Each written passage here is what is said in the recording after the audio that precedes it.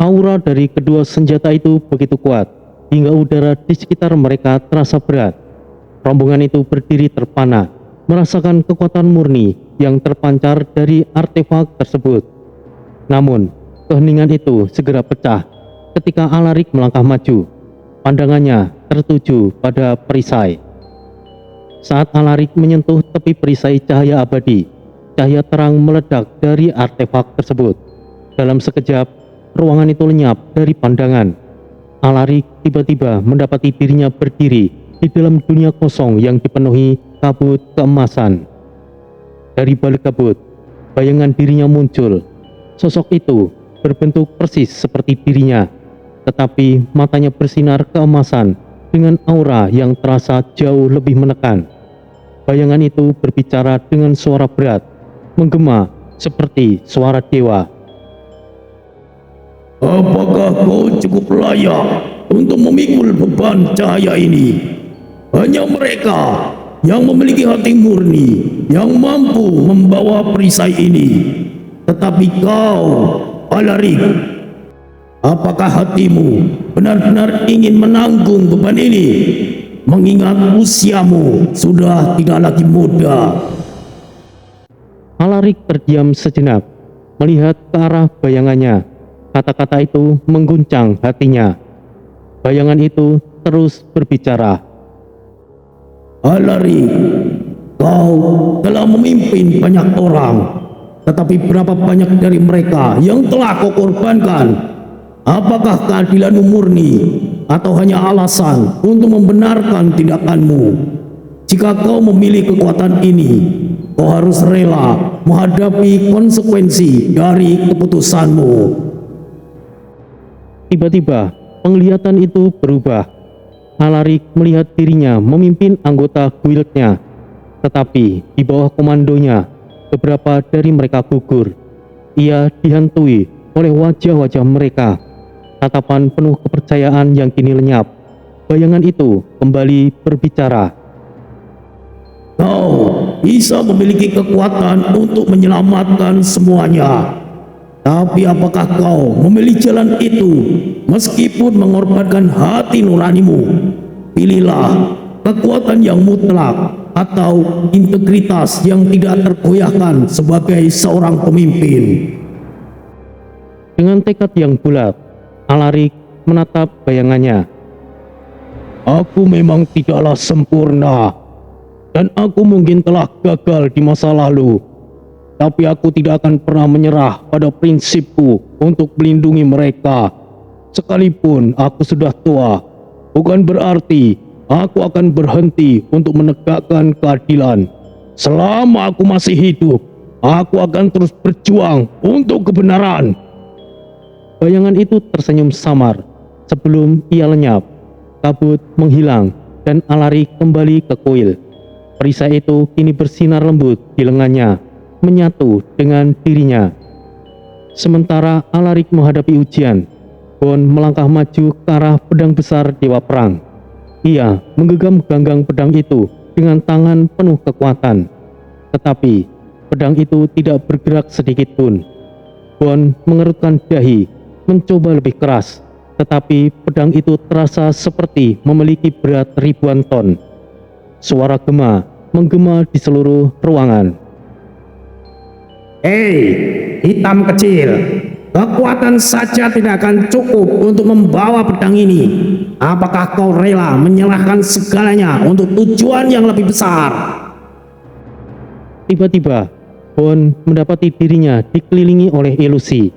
Ia kembali ke masa saat dirinya kecil, di mana keluarganya yang telah lama hilang menyambutnya dengan senyuman bahagia. Ibunya memeluknya dengan erat. Ayahnya berdiri dengan bangga dan adik-adiknya bermain di sekitarnya. Suara itu kembali bergema. Hei, si hitam kecil, kau bisa kembali di kehidupan ini. Tinggalkan perjuanganmu dan nikmati kedamaian bersama mereka yang kau cintai.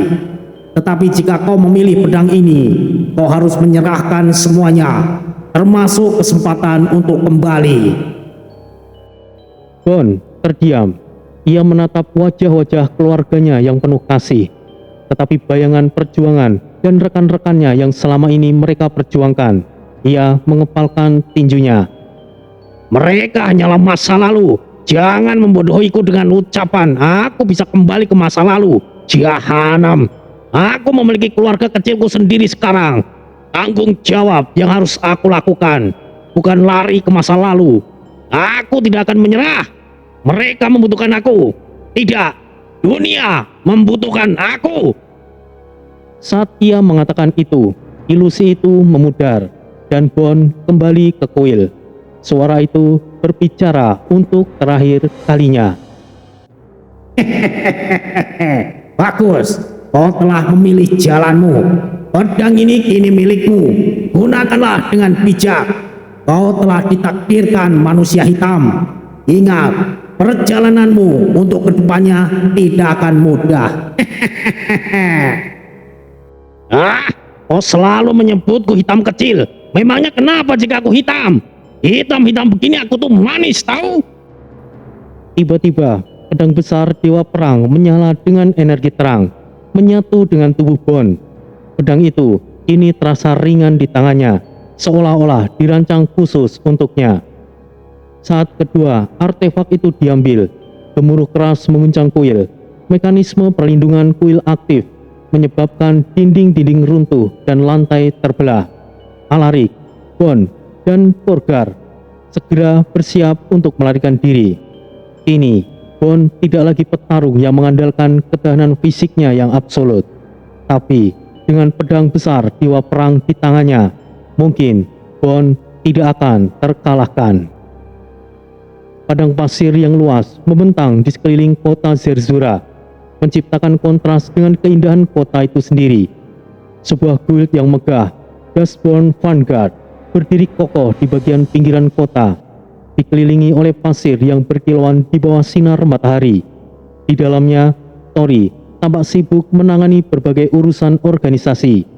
Kini, ia bertindak sebagai wakil ketua, pengurus semua guild, yang sedangkan Kayla sendiri yang lebih banyak bermalas-malasan. Tori duduk di meja bundar yang besar, ditemani beberapa dokumen penting. Anggota-anggota guild berlalu lalang, menerima arahan darinya. Ia dikenal sebagai pemimpin yang tegas namun peduli terhadap anggotanya. Di tengah kesibukan, seseorang memasuki ruangan dengan langkah yang mantap. Piton api yang sebelumnya berada dalam wujud aslinya, kini berubah menjadi seorang pria gagah dengan rambut berwarna oranye kemerahan. Sorot matanya tajam dan aura panas mengelilinginya, seolah pasir di bawah kakinya menguap. Ia membuka pintu besar aula dan langsung melangkah masuk dan menarik perhatian semua orang. Tuan Tori, invasi yang dikhawatirkan telah dimulai. Aku sudah mengambil langkah pencegahan, tetapi ini lebih besar dari yang kita duga, katanya dengan nada serius. Tori mengangguk, wajahnya tetap tenang meskipun pikirannya mulai memutar berbagai skenario. Kau telah melakukan hal yang tepat. Sungguh luar biasa sekali tindakanmu. Perubahanmu cukup sempurna. Baiklah, ini adalah informasi yang sangat penting. Kau sungguh bisa diandalkan, Piton Api. Terima kasih pujiannya Tuan. Setelah memberikan apresiasinya, Tori memutuskan untuk menemui Kayla di ruang strateginya. Ia memanggil Rudo untuk ikut dalam diskusi bersama Piton Api. Ruang strategi guild dihiasi peta besar yang mencakup seluruh wilayah Zerzura dan sekitarnya. Kayla berdiri di depan peta sambil memikirkan langkah-langkah terbaik. Rudo duduk sambil menuliskan catatan pada sebuah gulungan. Piton Api menjelaskan situasinya dengan detail. Makhluk-makhluk misterius mulai bermunculan di perbatasan Zerzura. Mereka memanglah monster biasa. Namun, ada tanda-tanda bahwa ini adalah awal dari serangan besar-besaran. Kayla menghela napas panjang. Kita tahu invasi ini akan segera datang. Namun, aku tidak menyangka Piton Api akan berada di pihak kita. Hei, Tori, bagaimana menurutmu untuk langkah selanjutnya? Kita perlu memperkuat pertahanan kota dan membagi tugas dengan guild lain. Namun, ada masalah lain yang harus kita urus, Ketua. Ah, kau terlalu bersemangat mengurus hal yang merepotkan itu, Tori. Istirahatlah, bersenang-senanglah sesekali. Melihatmu terus-menerus mengurus guild ini membuatku letih. Hehehe, bos, yang kerja kan Tori. Kenapa kau yang capek, bos? Hehehe. Aduh! Teriak Rudo setelah ditinju oleh Kayla. Diskusi berlangsung intens selama hampir 1 jam, membahas formasi bertahan hingga taktik penanggulangan. Tiba-tiba, seorang anggota guild masuk dengan tergesa-gesa, membawa kabar buruk. Bos, mau mengganggu, ada berita penting. Kata anggota tersebut dengan nafas tersengal. Berisik, berita penting apa sih? Cepat katakan. Bos, 3 guild besar, Fang Fury, Eclipse Covenant, Crystal Dawn, dan Blessing Phoenix mengadakan misi gabungan ke makam terkutuk. Tidak ada yang kembali, kecuali 1 anggota dari Blessing Phoenix yang terluka parah, bos. Semua orang di ruangan terdiam sejenak. Lalu Kayla bertanya, Apa misi mereka ke sana? Maaf, saya tidak tahu detailnya, bos. Misi itu tertutup. jawab anggota itu dengan suara gemetar. Tori berdiri dengan ekspresi serius. Ketua, kita harus mencari tahu. Ayo kita ke guild Blessing Phoenix sekarang. Ah, repot kan. Baiklah, ayo kita ke sana.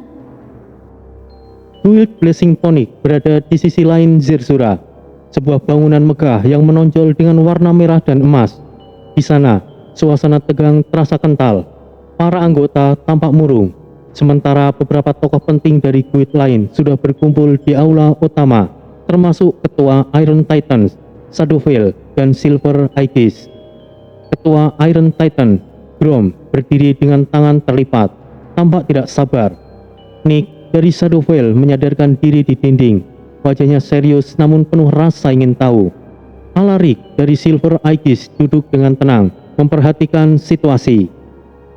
Tori, Kayla, Rudo, dan Piton Api memasuki aula. Kayla segera berbicara. Apa yang sebenarnya terjadi? Aku ingin penjelasan darimu. Anggota yang dimaksud adalah seorang pria muda dengan luka besar di lengannya. Wajahnya pucat, namun ia berhasil menjelaskan apa yang terjadi.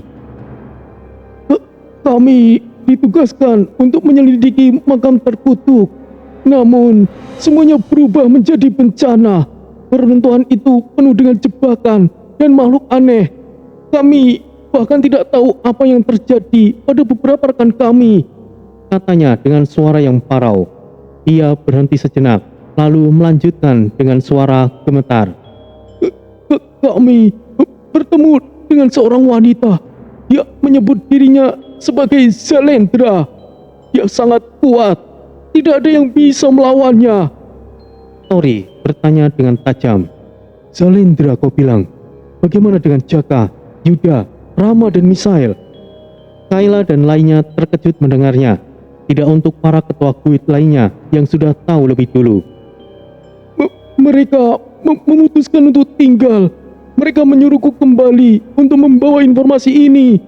Tuan Jaka berkata untuk tidak memanggil bantuan. Ia yakin bisa mengatasinya sendirian dan meminta kita fokus pada invasi yang akan datang. Semua yang mendengar berita itu terdiam, merenungkan pilihan mereka selanjutnya. Tori mengepalkan tangan, hatinya bimbang antara menyelamatkan teman-temannya atau melanjutkan rencana untuk menghadapi invasi besar. Zalendra, dikenal sebagai Nyonya Penghisap Jiwa, adalah ancaman yang menakutkan di wilayah badai gurun iblis. Sosoknya seperti wanita pada umumnya, dengan tubuh yang ramping yang terselubung dalam jubah hitam dengan bordiran perak berbentuk tengkorak. Rambutnya panjang keperakan, lurus dan lebat, selalu menutupi separuh wajahnya. Mata merah darah tidak hanya menusuk jiwa, tetapi juga membawa kengerian mendalam bagi siapa saja yang menatapnya. Konon, tidak ada yang tahu pasti wujud Zalendra seperti apa. Kadang ia berubah sebagai warga desa dan wanita lainnya. Tongkat sihir berujung tengkoraknya selalu berada dalam genggamannya. Benda itu tampak seperti hidup, dengan cahaya kehijauan samar yang berdenyut-denyut. Dengan tongkat itu, Zalendra mampu memanipulasi jiwa, menjadikan mereka boneka hidup dan menyerap energi kehidupan mereka hingga kering. Aura Zalendra dingin dan menyesakkan. Kehadirannya membuat udara di sekitarnya seolah membeku, dan pasir gurun di bawah kakinya tidak berani berbisik, licik, dan penyendiri. Zalendra tidak hanya sadis, tetapi juga seorang manipulator ulung yang menikmati setiap detik musuh-musuhnya jatuh dalam keputusasaan. Di tengah pertempuran, tawanya yang lembut namun menyeramkan sering menjadi pertanda bahwa lawannya hanya tinggal menghitung waktu. Tori tahu bahwa menghadapi Zalendra adalah tugas yang berat. Nama Nyonya Penghisap Jiwa telah menjadi legenda menyeramkan di wilayah gurun badai iblis. Tidak ada yang selamat untuk menceritakan lebih banyak tentang kekuatannya, kecuali rumor-rumor yang membuat bulu kuduk berdiri. Namun, jika Jaka menyatakan keyakinannya untuk menghadapinya, Tori harus menghormati keputusan itu. Tori percaya pada Jaka dan lainnya, tidak hanya sebagai sekutu, tetapi juga sebagai salah satu pejuang terbaik yang pernah ia akui. Ia tahu Jaka adalah seorang jenius yang tidak pernah mengambil resiko tanpa pertimbangan yang matang. Walaupun kadang masih bertindak ceroboh, namun hati kecil Tori masih penuh kekhawatiran. Ia tidak akan membiarkan teman-temannya bertarung sendirian melawan sesuatu yang begitu menakutkan. Tapi, mendengar informasi dari Piton Api sebelumnya, Tori mengambil keputusan untuk bertindak lebih awal. Dia tahu bahwa waktu adalah segalanya. Ia punya jalannya sendiri untuk mengungkapkan misteri yang akan terjadi dan invasi yang mungkin itu berhubungan dengan makam terkutuk. Baginya, bergerak sendiri jauh lebih efektif, karena itu mengurangi resiko terdeteksi oleh musuh. Namun, sebelum ia sempat pergi, Rio muncul dengan ekspresi dingin dan suara rendah. "Mas Tori, aku akan ikut bersamamu," kata Rio dengan tegas. Tatapannya tajam menembus mata Tori.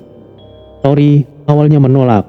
Rio memanglah seorang ahli dalam elemen kegelapan, tetapi perjalanan ini penuh resiko. Namun, kemampuan Rio mungkin juga akan Tori butuhkan. "Baiklah, kau akan ikut bersamaku, Mas Rio." "Hehehe, aku suka ini. Denganmu, pasti perjalanan ini tidak akan membosankan." Hehehe. Dengan kehadiran Rio, Tori akhirnya setuju. Rio dengan kekuatannya yang mengendalikan bayangan dan kegelapan bisa menjadi aset penting dalam misi tersebut.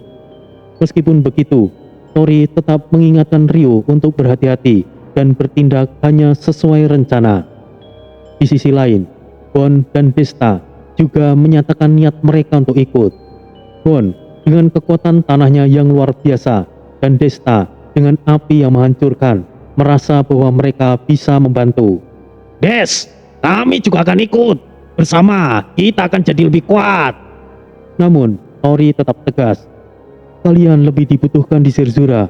Jika kita semuanya pergi, siapa yang akan melindungi tempat ini? Kalian harus memimpin pertahanan di sini." Bon menatap mata Tori dengan tatapan kecewa, tetapi ia tahu ada kebenaran dalam kata-kata Tori. Baiklah. Tapi pastikan kau dan Rio kembali dengan selamat, Tori. Jika memungkinkan, seret Jaka kemari. Aku serahkan mereka padamu." Dengan berat hati, Bon dan Desta akhirnya mengalah.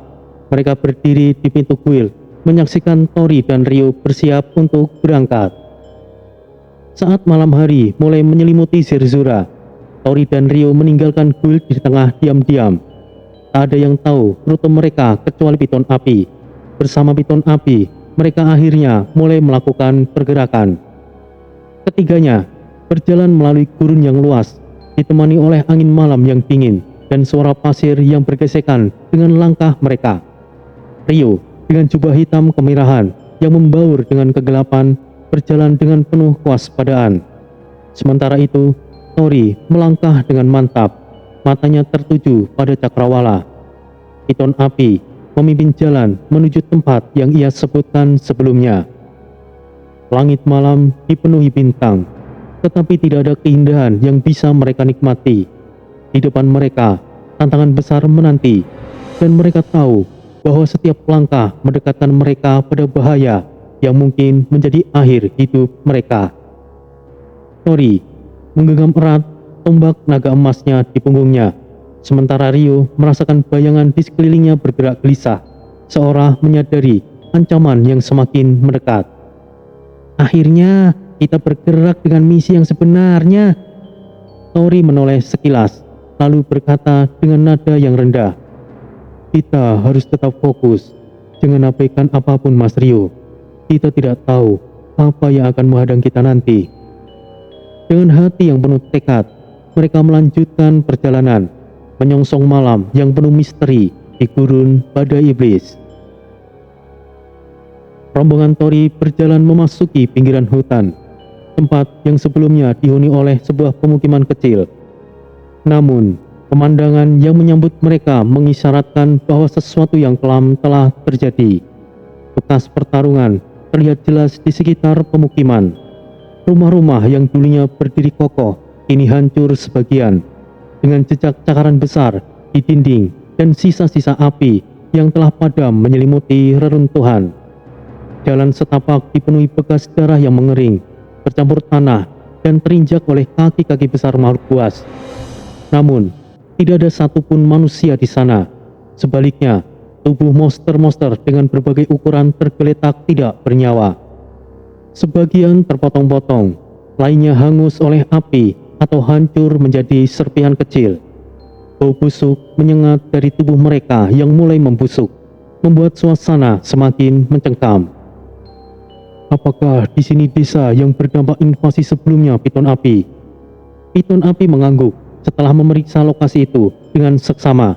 Ia berbicara dengan nada yang berat. Penduduk desa ini sudah kami instruksikan untuk pergi ke tempat yang lebih aman sebelum semuanya terjadi, Tuan. Mereka kini berlindung jauh dari wilayah bahaya, Tuan. Ya, meskipun aku meminta para penduduk di sini pergi dengan menakuti mereka. Jika tidak begitu, mereka akan sangat keras kepala.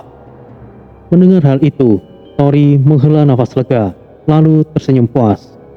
Kau sungguh dapat bisa diandalkan, Piton Api. Kau tahu bagaimana menyelamatkan yang lemah di tengah kekacauan seperti ini. Ucapnya dengan nada yang tulus. Piton Api hanya menoleh singkat dan memberikan anggukan kecil, meskipun ekspresinya tetap keras. Saat rombongan semakin masuk ke dalam hutan, mereka dihadapkan dengan pemandangan yang lebih mengerikan. Tubuh ular piton raksasa berbulu, anak buah dari Piton Api, tergeletak dalam kondisi mengenaskan. Kabut tipis mulai menyelimuti tanah, bercampur dengan bulu-bulu merah kecoklatan yang berterbangan seperti awan kematian. Udara di sekitar semakin berat, seolah-olah seluruh hutan menahan nafas di tengah tragedi itu. Beberapa terlihat terpotong bersih oleh tebasan yang tajam. Yang lain, tubuhnya meledak hingga bagian tubuhnya tersebar di berbagai arah. Bahkan, ada yang hangus terbakar.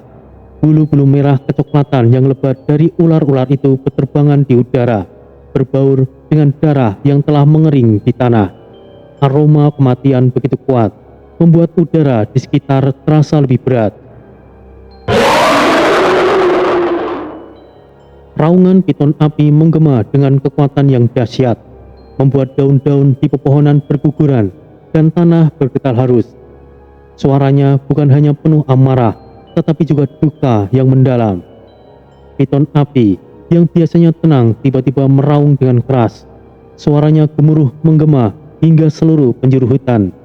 Raungan itu penuh amarah dan kesedihan, menunjukkan ikatan yang dalam dengan bawahannya yang telah gugur. Dengan cepat, ia melesat menuju gua, markas utama piton raksasa berbulu. Tori dan yang lainnya mengikuti, menjaga langkah mereka tetap waspada terhadap kemungkinan bahaya yang mengintai. Sesampainya di gua, suasana berubah menjadi suram. Mulut gua yang lebar dan gelap dihiasi ceceran darah dan potongan tubuh ular yang lebih besar, membuatnya tampak seperti pintu neraka. Di dalamnya, suasana semakin memprihatinkan. Potongan tubuh ular berserakan di mana-mana, ekor, kepala, hingga organ dalam tersebar tanpa bentuk yang jelas. beberapa tubuh masih terlihat utuh, namun mati dengan luka tusukan yang dalam, menunjukkan bahwa menyerang memiliki kekuatan yang luar biasa. Beberapa ular besar terlihat membeku dalam posisi melingkar, dengan mata terbuka lebar, seolah masih ketakutan sebelum kematian menjemput. Darah yang menetes dari tubuh mereka menciptakan genangan merah gelap di lantai gua. Dinding-dinding gua dipenuhi cakaran besar, seolah-olah telah menjadi perlawanan sengit. Namun dari semua itu, hal yang paling penting mencolok adalah tanda-tanda kehancuran total. Pilar-pilar batu alami di dalam gua yang dulunya kokoh, kini runtuh menjadi serpihan, membuat beberapa bagian gua terasa sempit dan tertutup. Bau darah bercampur bau bulu hangus memenuhi udara, sementara suara gemerisik air dari stalaktit yang menetes terdengar kontras dengan keheningan yang mencengkam. Piton api berdiri di tengah mayat bawahannya dengan mata yang menyala penuh dengan dendam.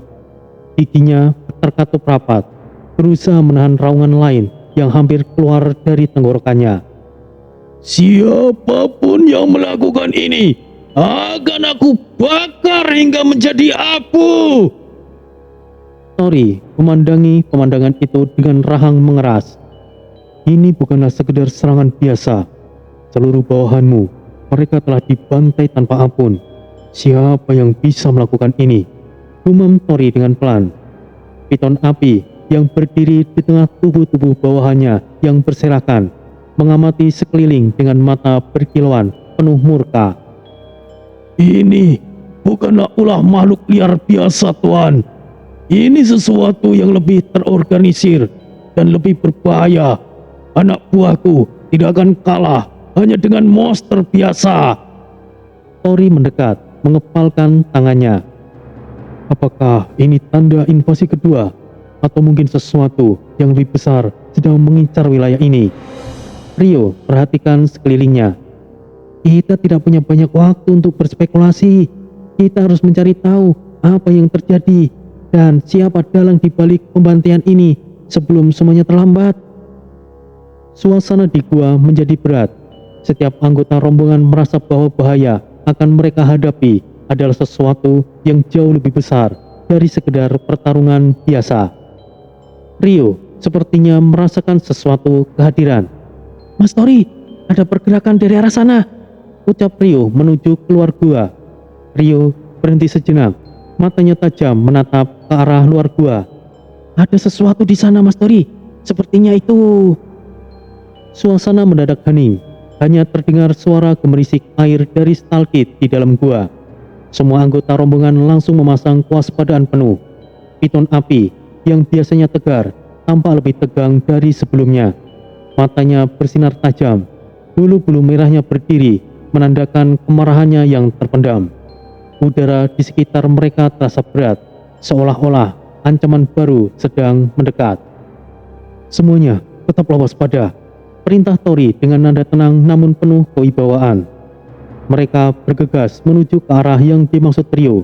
Setiap langkah terdengar bergema di tanah berbatu, menciptakan ketegangan yang semakin memuncak. Piton api melesat lebih dulu. Tubuhnya yang besar membuat tanah bergetar ringan. Saat mereka tiba di tempat yang dimaksud, terlihat sosok ular piton raksasa berbulu. Tubuhnya penuh luka menganga, darah menetes membasahi tanah. Nafasnya berat, hampir tidak terdengar. Piton api langsung mendekat. Tubuhnya menyelubungi ular tersebut dengan perlahan, menunjukkan rasa hormat dan kepedulian. Piton raksasa berbulu itu membuka matanya dengan lemah. Mereka mulai berbicara dalam bahasa ular yang hanya dipahami oleh piton api.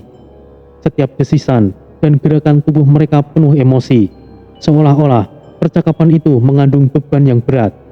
Mata piton api yang biasanya tegas kini tampak berkabut, menandakan kesedihan yang mendalam. Setelah beberapa saat, piton raksasa berbulu itu berhenti berbicara. Dengan sisa-sisa kekuatannya, ia membuka mulutnya perlahan, mengeluarkan sebuah telur besar berwarna merah cerah. Telur itu memancarkan aura hangat, seolah-olah menyimpan harapan terakhir dari spesies mereka. Piton api, menerima telur tersebut dengan penuh hati-hati. Tubuhnya menggigil halus, bukan karena ketakutan, tetapi karena rasa duka yang mendalam. Ular raksasa berbulu itu menghembuskan nafas terakhirnya. Matanya menutup perlahan. Piton api langsung meraung dengan keras. Suara itu menggema hingga ke seluruh penjuru hutan. Itu adalah raungan seorang raja yang kehilangan seluruh kerajaannya. Tori melangkah maju perlahan, mencoba menenangkan piton api yang masih terisak dalam diam.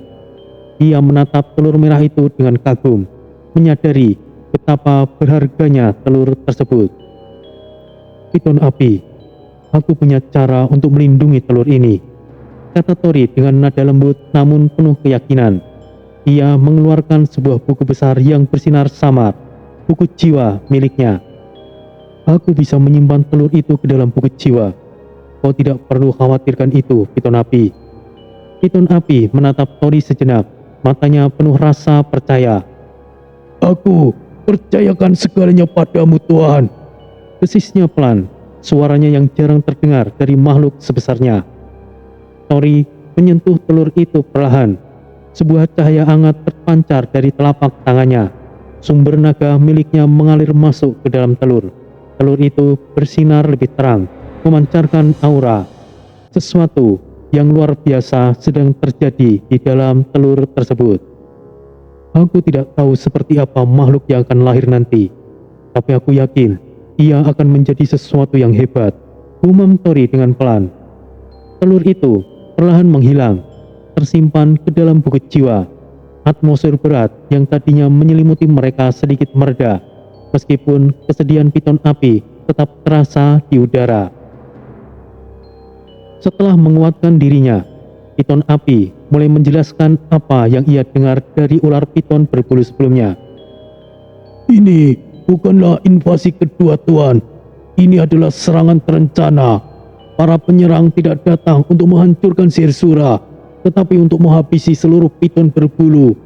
Ini adalah balas dendam atas apa yang kami lakukan selama invasi pertama. Mereka tahu kami adalah penghalang mereka, karena kami tidak bersedia untuk tunduk dalam invasi. Siapa mereka ini? Kami hanya tahu sedikit, Tuan. Mereka berasal dari organisasi yang kuat, jauh lebih terorganisir daripada sekedar monster liar. Mereka bukan manusia, tapi mungkin ada sebagian manusia. Ada 5 organisasi seperti itu. Masing-masing memiliki kekuatan yang cukup untuk menghancurkan Sihir Sura jika mereka bersatu. 5 organisasi. Aku pernah mendengarnya, tapi tidak jelas dengan pasti nama organisasi mereka.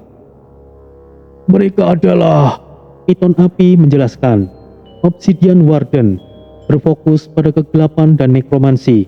Pemimpin mereka Murfak, mampu menghidupkan pasukan undead raksasa. Crimson, organisasi yang menggunakan kekuatan darah untuk ritual dan pengorbanan, dipimpin oleh Malindra, seorang sihir ahli darah yang haus kekuatan. Void Reaver, para ahli dimensi lain yang mampu memanggil makhluk-makhluk dari alam bayangan. Pemimpin mereka, Seratis, dikenal tidak terlihat oleh mata manusia.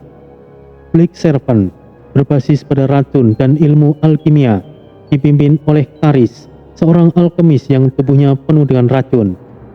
Eltenar Peer, organisasi penghancur yang menggunakan elemen api untuk melahap segalanya, dipimpin oleh Ignir, seorang pyromancer dengan kekuatan setara gunung berapi. Kelima organisasi itu memiliki tujuan untuk menghancurkan Sihir Sura, bukan hanya untuk kekuasaan, tetapi juga untuk menenggelamkan dunia dalam kekacauan. Walaupun nama organisasi tersebut tidak sepenuhnya benar, karena tidak ada yang benar-benar tahu organisasi tersebut.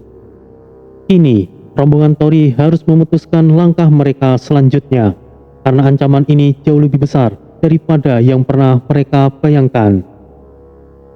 Gempa kecil mengguncang jalanan berbatu di kota Sihir Sura. Para penduduk yang awalnya menjalani hari seperti biasa mulai panik ketika tanah retak halus dan angin berembus dengan kecepatan yang tidak normal. Bangunan-bangunan magis yang biasanya bersinar stabil mulai menunjukkan tanda-tanda kerusakan. Di tengah alun-alun Zerzura mulai pecah, memancarkan cahaya kehijauan samar yang bercampur dengan aroma belerang. Bangunan-bangunan magis yang biasanya berdiri dengan tenang kini mengeluarkan suara seperti retakan kaca. Penduduk yang panik mulai berkumpul di jalanan, sebagian berdoa, sementara yang lain memandang langit yang perlahan berubah warna menjadi keunguan, seolah-olah menandakan kehancuran akan segera datang. Di sebuah hutan yang gelap di pusat wilayah Piton Api, Tori bersama Rio dan Piton Api, ekspresi serius di wajah mereka menunjukkan bahwa situasinya lebih buruk dari yang diperkirakan. Ini bukanlah gempa biasa. Kekuatan kegelapan sedang mengalir di bawah kota ini, Mas Tori. Rasanya seperti sesuatu mencoba masuk melalui celah-celah bawah tanah. Piton Api mengangguk, matanya menyala seperti bara. Aku setuju dengan Tuan Rio. Sepertinya invasi akan segera kembali terjadi. Tuan Tori, apa yang harus kita lakukan sekarang? Tori menghela nafas, memandang jauh ke arah pusat kota Zerzura. Kita sudah pasti akan menghadapi ancaman itu. Kita butuh rencana. Piton Api, untuk saat ini tahan hasrat balas dendammu.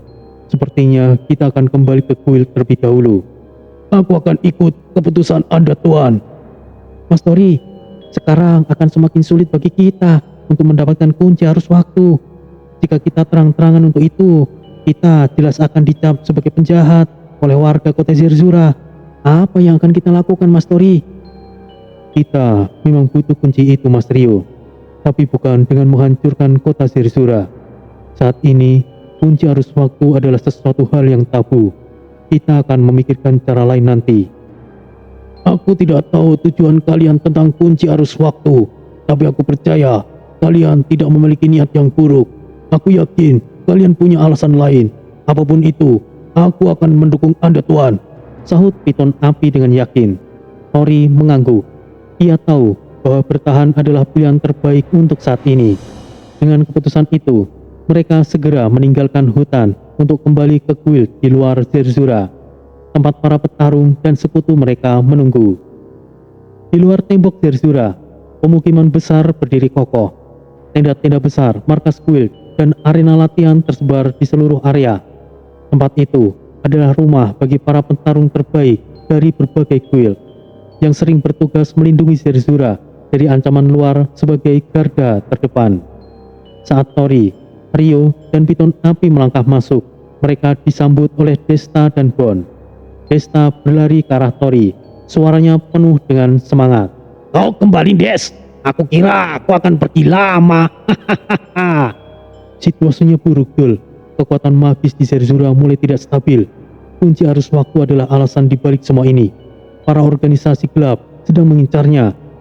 Besar kemungkinan itu benar, Tori. Zerzura bergantung semuanya pada artefak itu. Jika organisasi yang kau katakan itu berhasil mengambilnya, bukan hanya kota, tapi mungkin seluruh wilayah ini akan hancur. Benar apa yang dikatakan Bang Bon, dan itu membuat kita berada dalam dilema. Kita juga membutuhkan kunci itu untuk tujuan kita sendiri. Kita semuanya tahu tujuan kita di sini untuk kunci itu. Tapi bagaimana menurutmu, Des? Untuk saat ini, kita tidak akan mengambil kunci itu. Belum. Aku punya rencana lain. Kita harus mendapatkan kepercayaan dari kota Zerzura terlebih dahulu. Jika mereka mempercayai kita, mungkin kita bisa menemukan cara lain. Ya, itu benar. Zerzura adalah kunci dunia ini. Tori benar. Tapi kita harus bersiap. Jika organisasi-organisasi itu menyerang, kita harus bersiap. Mau bagaimanapun, aku ingin menghantam para jahanam itu.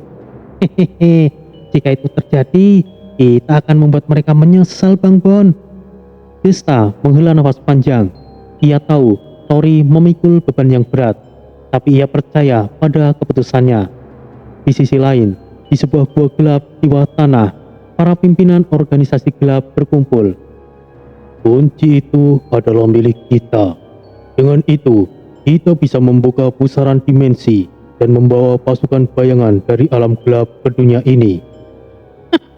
Kau terlalu banyak bicara, Seratis.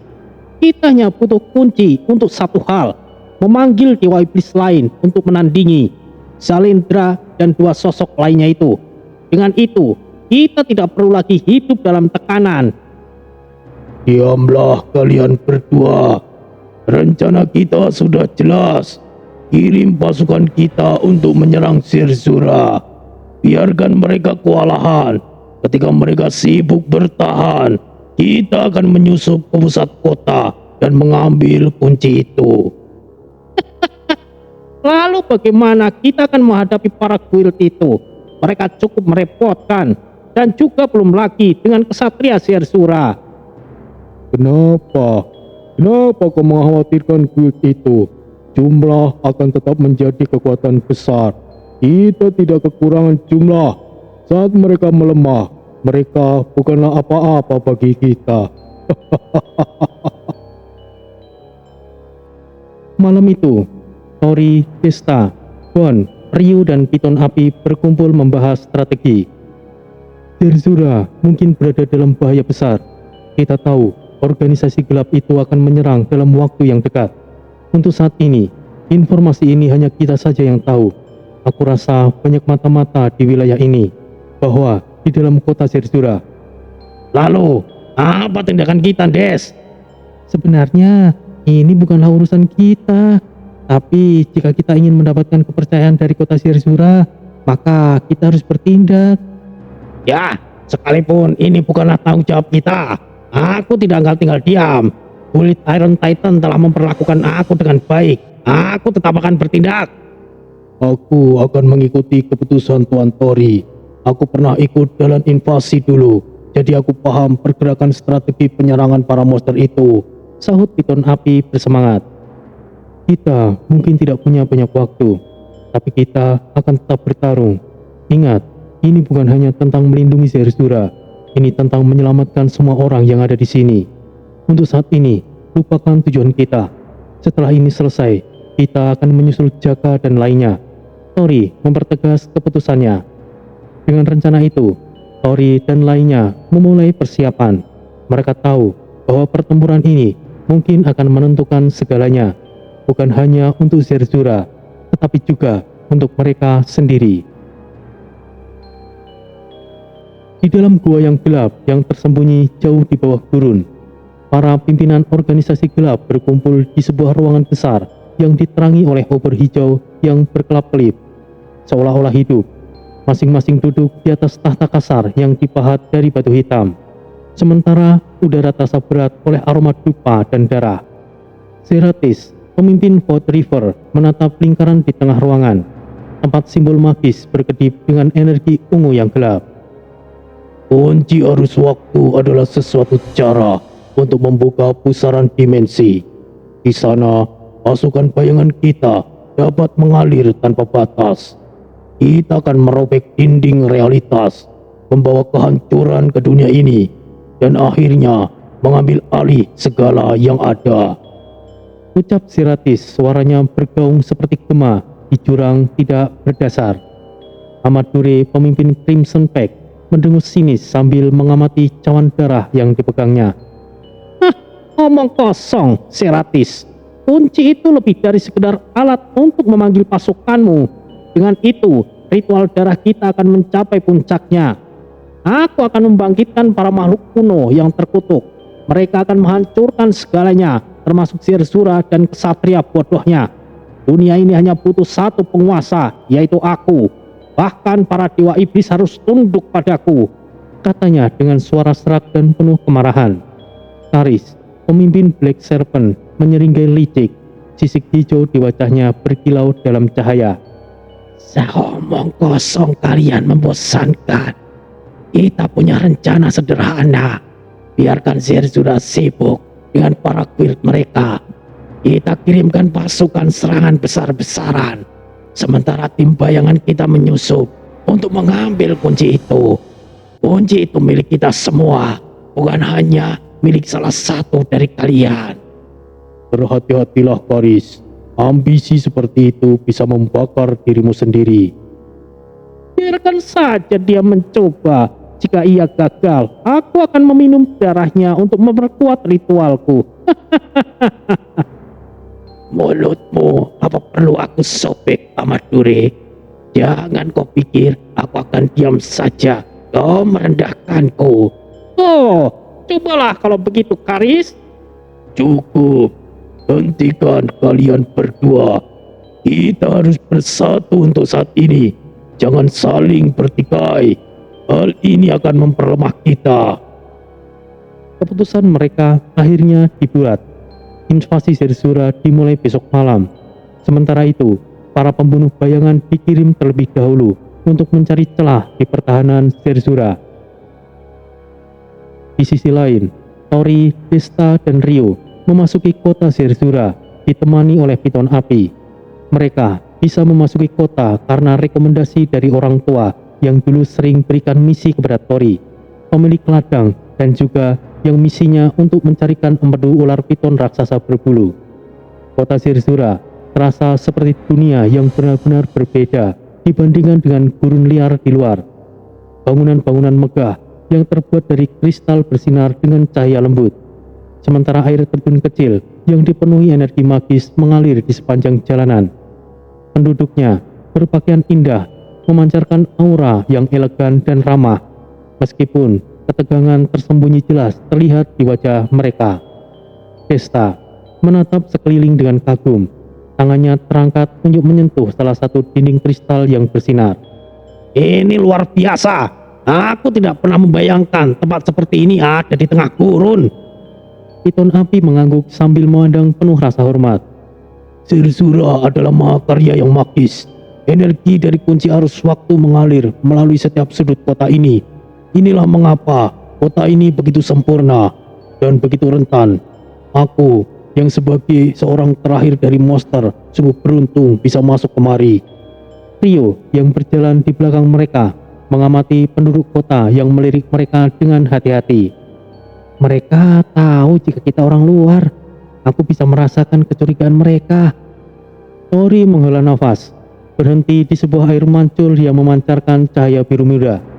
Dia mengambil secarik surat dari tasnya, surat rekomendasi yang diberikan oleh pemilik ladang di luar Zerzura, seseorang yang mereka bantu sebelumnya. Setidaknya mereka tidak mengatakannya secara langsung. Kita harus berhati-hati. Kita di sini bukan untuk membuat masalah, kata Tori sambil melipat surat itu kembali. Di sebuah sudut kota, mereka bertemu tetua berambut putih panjang yang mengenakan jubah dengan pola emas. Tetua itu memperkenalkan dirinya sebagai Ramun, salah satu penjaga sejarah Zerzura. Ramun menatap mereka dengan mata penuh kehati-hatian, tetapi akhirnya menghela nafas panjang dan mempersilahkan mereka duduk di sebuah pavilion kecil di bawah pohon kristal. Kalian telah memasuki Zerzura pada waktu yang sangat berbahaya, ucapnya suaranya berat dengan kesedihan. Tori mencondongkan tubuhnya ke depan dan serius. Kami tahu tentang kunci arus waktu dan ancaman yang mengelilinginya. Bisakah Anda memberitahu kami lebih banyak? Ramun mengangguk perlahan. Tangannya gemetar saat menunjuk ke arah pusat kota. Jadi, kaulah orangnya yang dikatakan oleh Hisamu ya? Kunci itu bukanlah sekedar artefak. Ia adalah jantung Zerzura, sumber energi yang menjaga kota ini tetap hidup. Energi magis yang mengalir di bawah tanah. Bangunan-bangunan yang bersinar, semua itu berasal dari kunci. Aku sudah menduga ini. Pak Isamu itu bukanlah orang sembarangan. Hisamu adalah mantan Jenderal Zerzura. Jika ia merekomendasikanmu kemari, itu artinya ia tidak salah menilai tentangmu, nak. Patua, jika kunci itu diambil, apa yang akan terjadi pada Zerzura ini? Tuan yang sendiri diam akhirnya angkat bicara. Wajah Ramun menjadi semakin muram. Zerzura akan runtuh. Tanpa kunci itu, energi yang menjaga stabilitas kota ini akan berubah menjadi pusaran kekacauan. Tidak hanya Zerzura yang akan hancur, tetapi pusaran itu akan meluas ke wilayah lain, membawa kehancuran bagi dunia ini. Rio menyilangkan tangan, suaranya penuh kecurigaan. Dan Anda yakin tidak ada yang bisa menghentikan pusaran itu? Hanya ada satu cara. kunci arus waktu harus tetap berada di tempatnya. Tidak ada kompromi. Jika kunci itu dipindahkan atau dirusak, dunia ini akan kehilangan salah satu penyeimbangnya. Jadi, ini bukan hanya tentang Zerzura. Jadi, kunci itu jika jatuh ke tangan yang salah, alam ini akan dalam bahaya. Desta yang biasanya ceria kini terlihat serius. Ramun mengangguk, lalu menambahkan dengan suara pelan. Kalian telah memasuki jalan berbahaya. Tapi, jika kalian benar-benar ingin melindungi kota ini, aku akan memberitahu kalian satu hal. Mata-mata dari organisasi gelap ada di mana-mana, bahkan di antara penduduk Zerzura sendiri. Malam telah tiba di Zerzura, dengan cahaya kristal yang bersinar lembut menerangi langit malam. Rapat darurat diadakan di balik kristal, pusat administrasi Zerzura. Semua pimpinan guild, termasuk Kayla dari Dashbound Vanguard, berkumpul di ruangan besar yang penuh dengan cahaya magis. Tori berdiri di tengah ruangan, diampit oleh Desta, Bon, dan Rio. Wajahnya menunjukkan konflik batin yang mendalam.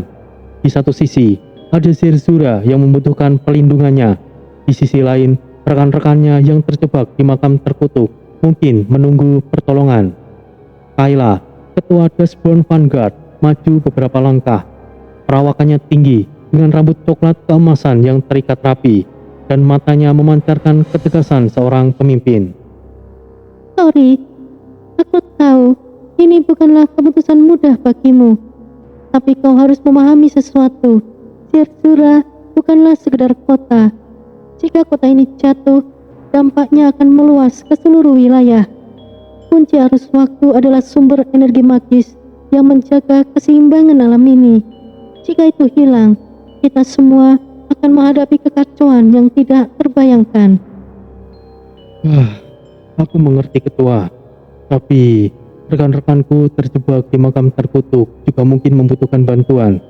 Mereka menghadapi ancaman yang sama bahayanya dengan yang ada di sini. Aku tidak bisa meninggalkan mereka begitu saja. Rekan-rekanmu sangat hebat, Tori. Aku tahu itu. Tapi tanpa dirimu dan timmu di sini, Zerzura tidak punya kesempatan untuk bertahan. Kau tahu itu. Jadi aku mohon bantuanmu. Meskipun ini bukanlah tanggung jawabmu, tapi aku berharap kau dan rekanmu bisa membantu. Des, kita sudah sejauh ini bersama. Aku tahu kau ingin menyelamatkan mereka. Tapi Kayla benar. Jika kita pergi sekarang, Zerzura akan hancur. Kunci itu terlalu penting. Kita harus bertahan di sini untuk melindunginya. Aku percaya Mas Jaka dan lainnya pasti bisa bertahan. Namun, Rio terlihat tidak setuju. Ia melangkah maju, tatapannya gelap dan penuh keyakinan. Kalian semuanya terlalu defensif. Musuh kita bukan hanya organisasi gelap itu. Ada ancaman yang jauh lebih besar, seperti Zalendra, salah satu dari 3 dewa iblis. Jika dia terlibat, maka kita harus menghancurkan mereka sebelum mereka sempat bertindak lebih jauh. Aku usulkan kita serang markas mereka secara langsung. Jangan menunggu mereka datang ke sini. Belum lagi tentang Tang Yin dan lainnya. Bon mengangguk perlahan mendukung Rio. Aku setuju dengan Mas Rio. Menunggu hanya akan memberi mereka waktu untuk mempersiapkan serangan yang lebih besar. Tapi aku juga paham apa yang dikatakan Ketua Kayla. Kita harus mempertimbangkan langkah kita. Jahanam. Aku paling benci hal-hal mikir seperti ini. Tori menghela nafas panjang, mengusap wajahnya dengan pertimbangan. Ini bukanlah keputusan yang bisa kita ambil dengan mudah. Tapi jika kita tidak di sini, Zerzura akan kehilangan segalanya. Kita akan bertahan dan melindungi kota ini. Jika ancaman Zalendra dan lainnya benar-benar nyata, maka kita harus mempersiapkan diri untuk menghadapi yang terburuk. Keputusan telah diambil. Tori membagi tugas di antara mereka. Rio diberi tugas mengumpulkan informasi dari organisasi gelap. Ia bergerak di bawah bayang-bayang malam bersama pasukan Mara, agen bayangannya yang terkenal akan kemampuan mereka menyusup tanpa terdeteksi. Di dunia Mara, tersembunyi pasukan Mara. Rio memberikan instruksi. Dengarkan semuanya. Kita tidak punya banyak waktu. Fokus pada markas Void River dan Crimson Pact. Cari tahu rencana mereka dan siapa saja yang terlibat. Jangan biarkan keberadaan kalian tercium. Ingat, informasi adalah senjata paling penting. Para prajurit marah hanya mengangguk tanpa suara sebelum menghilang ke dalam kegelapan. Desta dan Bond diberi tugas melatih para anggota guild gabungan yang bertarung melawan pasukan monster. Di halaman pelatihan, Desta berdiri dengan Infernal Gauntlet di tangannya yang bersinar merah seperti bara api. Para anggota guild memandangnya dengan hormat. Kalian semua adalah prajurit hebat, tapi melawan monster dan sihir gelap bukan hanya soal kekuatan. Ini soal strategi dan kerjasama. Dengarkan instruksiku, dan kita akan keluar dari sini hidup-hidup. Dia menunjukkan teknik bertarung jarak dekat, memanfaatkan kekuatan elemen api. Tinju apinya meledak di udara, meninggalkan jejak hangus di tanah. Sementara itu, Bond berada di sisi lapangan, memegang pedang besar dewa perang miliknya. Senjata itu bersinar dengan aura magis di tanah. Pertarungan ini bukan hanya melawan monster. Kalian juga harus siap menghadapi ilusi dan jebakan. Fokus pada indera kalian, Jahanam. Jangan percaya apapun yang kalian lihat. Aku akan melatih kalian untuk bertahan hidup di medan perang. Jangan loyo kalian, para Jahanam. Bond memukul tanah dengan pedangnya, menciptakan gelombang kejut yang mengguncang area latihan.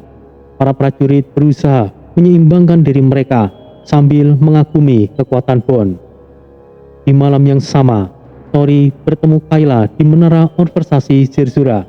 Mereka melihat keluar kota ke arah gurun yang gelap. Musuh kita sedang bergerak.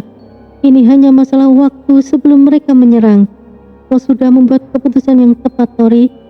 Aku harap semua bisa bertahan di sini, dan aku berterima kasih untuk itu.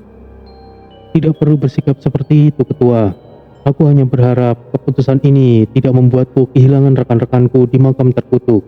Meskipun aku percaya kepada mereka, tapi jalan yang pernah kami lalui adalah pelajaran yang harus dipertimbangkan. Jangan pikirkan itu sekarang, Tori.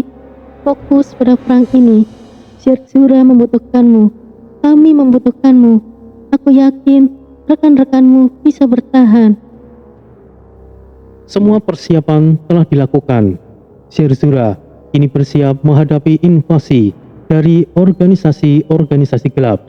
Namun, di balik semua itu, ancaman Zalindra dan 3 dewa iblis masih menggantung seperti bayangan kelam di cakrawala. Langit malam di Zerzura berubah menjadi merah pekat ketika awan gelap berkumpul di atas kota. Dari kejauhan, suara gemuruh dan desis mengerikan terdengar, menandakan kedatangan pasukan Black Serpent. Ular-ular raksasa berbisa dengan kulit merah hijau kehitaman dan mata menyala merah muncul dari gurun. Beberapa di antaranya melilit menara kristal Zerzura, menghancurkan bagian-bagian kota. Dari menara observasi, Tori memandang pemandangan itu dengan rahang terkatup. Mereka benar-benar mengarahkan semuanya untuk ini. Desta dengan Infernal Gauntlet yang menyala terang melangkah mendekat. Waktunya bertindak, Des.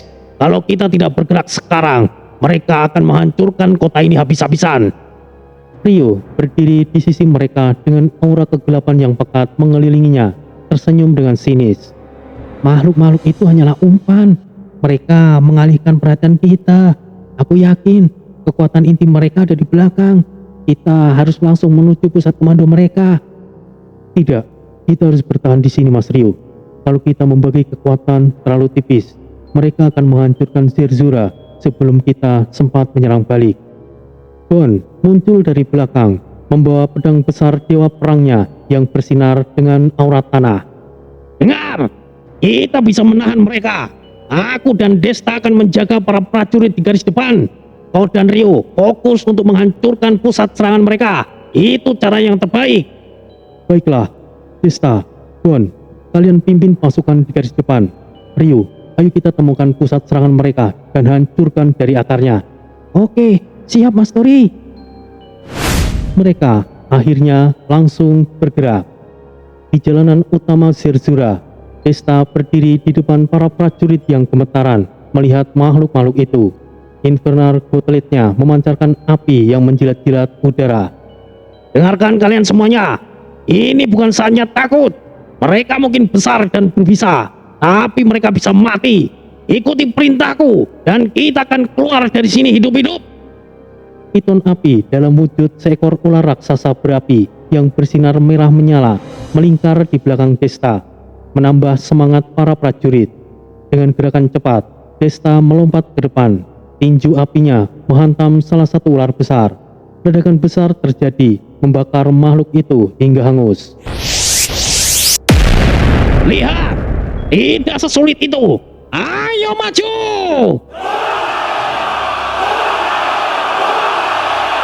Tindakan Desta langsung membakar semangat para petarung. Pertempuran akhirnya langsung pecah. Mampukah kota Zerzura bertahan dalam invasi ini?